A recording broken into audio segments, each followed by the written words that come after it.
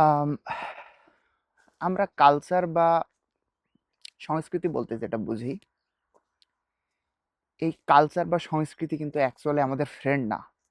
আমরা সাধারণত এই ব্যাপারটা নিয়ে সবাই ভুল করি। আমরা মনে করি যে আ কালচার বা যেই কালচারে আমরা বড় হইছি আমরা সেটাকে হয়তো লালন করব মৃত্যুর আগ পর্যন্ত, হ্যাঁ? কিন্তু রিয়ালিটি হচ্ছে কালচার কখনোই আপনার বন্ধু না।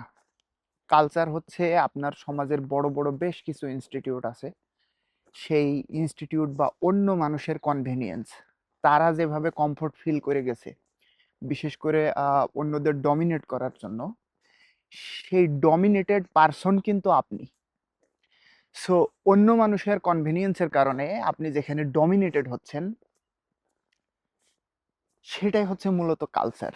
হ্যাঁ? এটাকে আরো সংক্ষেপে বলি, আমরা বইতে পড়ছি যে পাছে লোকে কিছু বলে।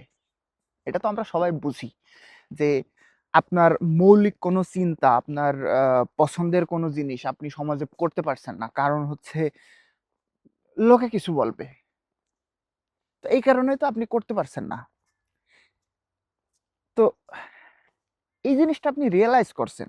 কিন্তু এই যে পাছে লোকে কিছু বলে, তারা কেন বলে? তারা বলে কারণ আপনার ইউনিক কিছু যেটা আপনি প্র্যাকটিস করতে চাচ্ছেন, সেটা তাদের কালচারাল নরমস এর ভিতরে ফিট করছে না।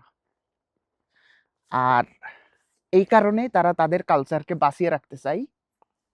ঠিক তখনই আপনি যখন ইউনিক কিছু করবেন যেটা ওই কালচারে ফিট করছে না, তখনই আপনি তাদের শত্রুতে পরিণত হবেন। তো এখন আমার প্রশ্ন হলো, জন্মের সময় কোনো একটা কারণে যদি আমরা মিসঅ্যালাইন হয়ে যাই আমাদের ফ্যামিলি থেকে, তাইলে কিন্তু আপনি দেখা যাচ্ছে এক কালচারে আসার কথা ছিল, আপনি সেখান থেকে অন্য কালচারে চলে গেলেন।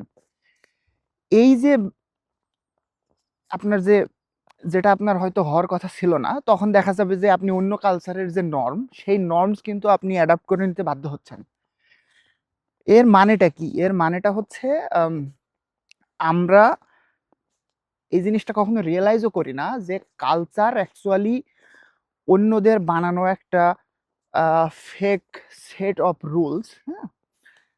যেটা আপনার উপরে চাপাই দেওয়া হয়েছে। সো এই কারণেই দেখা যায় কি আমাদের সমাজের অ্যারাউন্ড 90% মানুষ বা তার থেকে বেশি হবে যারা অ্যাকচুয়ালি মনে করে যে পাশের লোকে কিছু বলে এই কারণে কিছু করা যাবে না। এই কারণে কিন্তু আমাদের অ্যাকচুয়ালি আম ইন্ডিভিজুয়াল যে ডেভেলপমেন্ট, এটা কিন্তু হয়ে ওঠে না। হ্যাঁ? তো আপনি হয়তো বলতে পারেন যে হ্যাঁ, আমার কালচারে অনেক ভালো কিছু আছে। আ ভালো কিছু থাকার যে ব্যাপারটা আপনি বলছেন এটা জাস্ট আপনার অভ্যাসের ব্যাপার। আপনি ছোটবেলা থেকে প্র্যাকটিস করে আসছেন, আপনার ব্রেইনকে আপনি ওইভাবে ট্রেন করছেন। সো বিষয় হচ্ছে জেনারেলি স্পিকিং আম আপনার পুরো আ কালচারটাই আপনার ফ্রেন্ড না।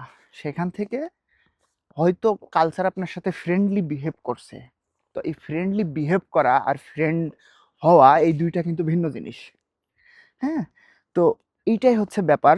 এখন এইটা যখন আমরা রিয়ালাইজ করে ফেলবো, তখন পরবর্তী ধাপটা হবে যে আপনার যতগুলা মৌলিক থটস আছে, আপনি যেই চিন্তাগুলা আপনার ভিতর থেকে কখনো বের করতে পারেননি কারণ আপনার কালচার সেটাকে অ্যালাও করবে না।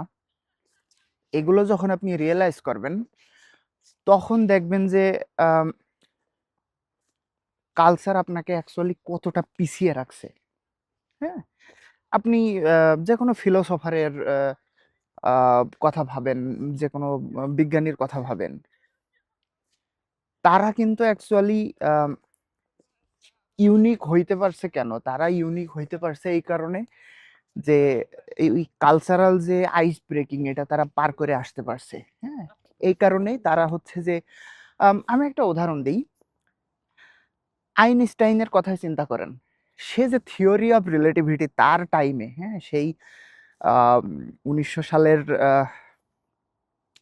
শুরুর দিকে যখন সে আবিষ্কার করছে থিওরি অফ রিলেটিভিটি, এমন এক অদ্ভুত থিওরি ওই সময়কার কেউ বুঝে না। সে এই জিনিসটা কাউকে বুঝাইতেই পারেনি যে থিওরি অফ রিলেটিভিটি, হ্যাঁ? যে টাইম ডাইলেশন, দ্রুত গেলে সময় আসতে যায়।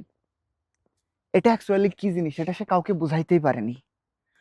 অথচ সে যে যে ব্যাপারে গবেষণার উপরে নোবেল পুরস্কার পেয়েছে, যে এটাকে কি বলে? আম ফটো ইলেকট্রিক অ্যাক্টিভিটি না কি জানি তার সে নিজে পরে এটাকে এক্সপ্লেইন করছে এভাবে যে, "আমার অ্যাকচুয়ালি এটা আমার কাছে তেমন আম সিগনিফিক্যান্ট কোনো ব্যাপারই না।" আপনি অন্যান্য আম গবেষক বলেন, অন্যান্য লেখক বলেন, হ্যাঁ? যেমন ফ্রান্স কাফকার কথা আমরা সবাই জানি, 'মেটামরফোসিস' আমরা যারা পড়ছি। এই ফ্রান্স কাফকা যখন বেঁচে ছিল তখন তার জীবদ্দশায় তার কোনো লেখা কিন্তু পাবলিশড হয় নাই। তো পরবর্তীতে হইছে কি, ফ্রান্স কাফকা মারা যাওয়ার পরে আ তার কয়েকজন রিলেটিভ তার লেখাগুলা পাবলিশ করছে এবং পরবর্তীতে দেখা গেছে না, এই লেখাগুলা অ্যাকচুয়ালি ভ্যালুয়েবল। তো বিষয়টা এরকমই। আপনি কালচারের ফেরে পড়ে, হ্যাঁ? কালচারের কারণে আপনার অনেক ইউনিক অ্যাবিলিটি আপনি শো করবেন না। এটা আপনার সাথে আপনার কবর পর্যন্ত চলে যাবে। এটা কখনো ডে লাইট দেখার সুযোগ পাবে না। শুধুমাত্র আপনি বিশ্বাস করেন এটা যে culture is your friend. I repeat, culture is not your friend. আপনি যেই কালচারেই বড় হন না কেন, আপনি যে কালচারের সাথে অ্যাডাপ্ট করে নেন না কেন, কোনো কালচারই আপনার ফ্রেন্ড না। তো এই জিনিসটা আমরা যত দ্রুত রিয়ালাইজ করব, আমাদের জন্য এটা তত ভালো।